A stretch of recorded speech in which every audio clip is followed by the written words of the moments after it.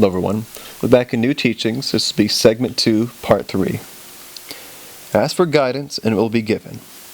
We stand by you to lead you to a goal far beyond your present understanding. Trust that there is a plan, a divine plan, with rewards beyond measure. But to achieve them, there is a cost. The cost is that you must free yourself from the negative hypnosis which permeates your technological societies. You must change the programming of your mass media and prohibit the violence which imbues each subconscious mind with such ugly visions that you have forgotten who you are and who created your life source.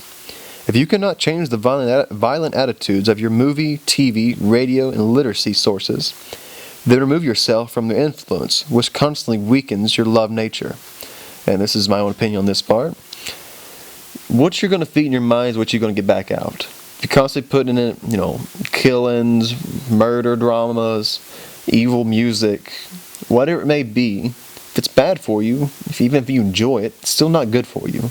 You're just hurting yourself. So try to get away from it. Kill it. Kill that part of yourself.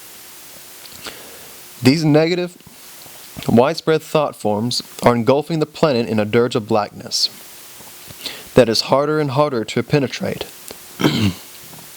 by those of us in the light. Many are in the quicksand and know it not. Yet we would rescue each of you who asks to have personal peace and who will join with the others of this planet to create planetary peace. Make peace on Earth a reality then, and stop Earth's invasion of space with the plague you would bring by your very thoughts of violence and war. If humanity ignores its love heritage now, much will be lost. So all of heaven attends you now, in full force and dedication, if you but seek us. Ask to become an instrument of love and peace, and meditate to receive the support we offer. Why else, children of light, did you come? Fill your mind and your consciousness with something worth having. Such a thing as these. And from your mind will come long activities that make life more enjoyable and dear for you, for all life on this planet, for Earth itself, and for your brothers and sisters in space. Heed these words, which have come to humanity for eons of time, but are now urgent. Critical, very critical. Stop this preoccupation with subhuman thoughts and activities. Or be willing to bear the consequences of your choice. Cause and effect, so I can look at that. God has a plan for your glorification and for the planet's expansion in your solar system. You did not make the plan. You cannot change it. It exists, just like everything around you. Your only logical choice is to listen within to the voice that knows your part, and then follow its higher guidance.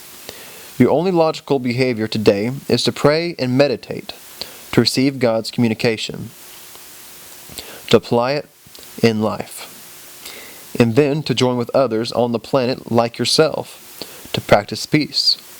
You are the caretakers of Earth. Have you forgotten your reason for coming? There is one central being of such magnitude and power that you cannot imagine its creative intensity and multiple avenues of growth. I assure you that God is real, actual, and without question. To doubt such a power when you see its manifestation before your very eyes is ludicrous. Did you make the sun that brings warmth and light and energy for all life, including your own? Did you create the stars that shine above you in the night sky, that have energies traveling at speeds that you cannot match in your puny Earth communication and transportation systems?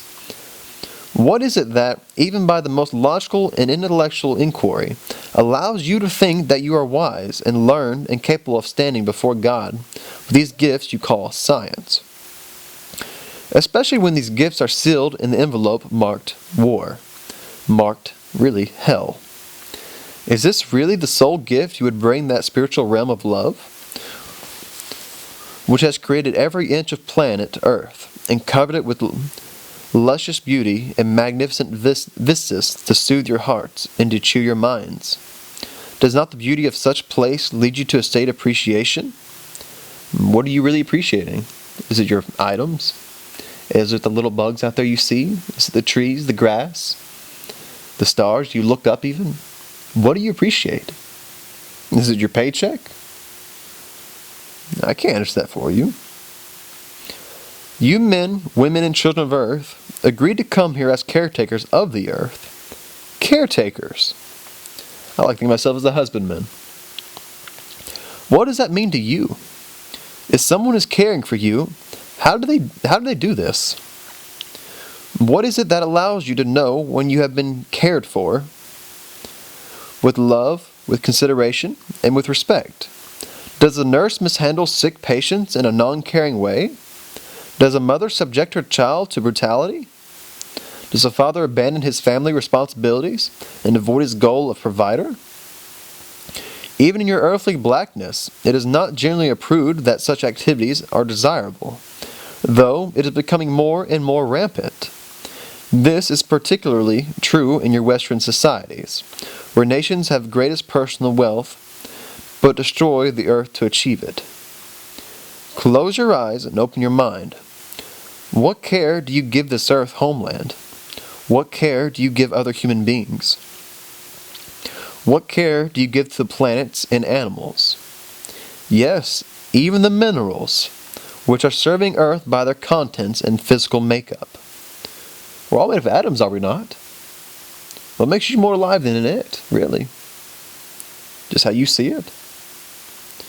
What care are you giving the emotional and mental and spiritual needs of Mother Earth? Don't forget you're beating your mom in the nursing home. That's how you're treating it. You're the caretaker of it. Treat it how you'd want to be treated if you was in the hospital, if you was in that state. How would you want your caretaker to take care of you? Especially in your old age. For like you, on a far grander scale, she lives on many levels. And although you see only the flesh of her, as it were, she has feelings. And this layer of emotion, invisible to your eyes, lies in a bank of energy just beyond her crust. Since the earth is a unique being who is growing and learning, as do all things in the universe, you affect her attitudes by the way you treat her, by the type of care you give her. You have filled her emotions with such violence and terror that I cannot even describe the way it looks to us now, here in the heavenly realms. It is thick, black, murky sea of ugliness which you have contributed. It is no wonder you fear volcanoes and earthquakes and tremblings at that one on whom you ride. She has the power to shrug, itch, scratch, and eliminate those non-caring thoughts given to her by individuals and combined humanity. Yes, you were chosen long ago to care for her upon the earth, and to learn full expression of love and wisdom, so that both the earth and her subtle life energy bodies, and you and your life energy bodies, would raise this stupendously magnificent glow of light, and praise to God for all the universe to see, to model. Earth is becoming a star, and you are the co-creators of that process. I am saddened by the state in which most of you people exist. Only mercy and grace have held the tides of devastation from your door. Through your intervention on your behalf with the other life forms and your solar systems and the galactic government to which you belong. By the Creator's decree alone have you been given extra time now to practice peace. However, as I have explained, your refusal to care for Mother Earth and all upon it, and your actions to endanger space itself must now cease. Let it be known that you must change and do it quickly. Individual, in groups, and nations. And finally, planetary movement. By shooting your missiles, your weapons, and sending killer satellites up through that which you call empty space, but which is actually the invisible energy fields containing the emotions and mind of Mother Earth, you hurt her. You therefore hurt yourself. Grasp this so you then see your own responsibility in the matter. God has not brought destruction to your planet. Humanity has. By every angry thought, action, and deed, and lack of love and caring. You have seeded pain and suffering for yourselves. These thoughts of anger and violence and rape are done not only to individual persons, but to the very land and soil and life upon which you all survive day by day. And that's where we'll be stopping this segment.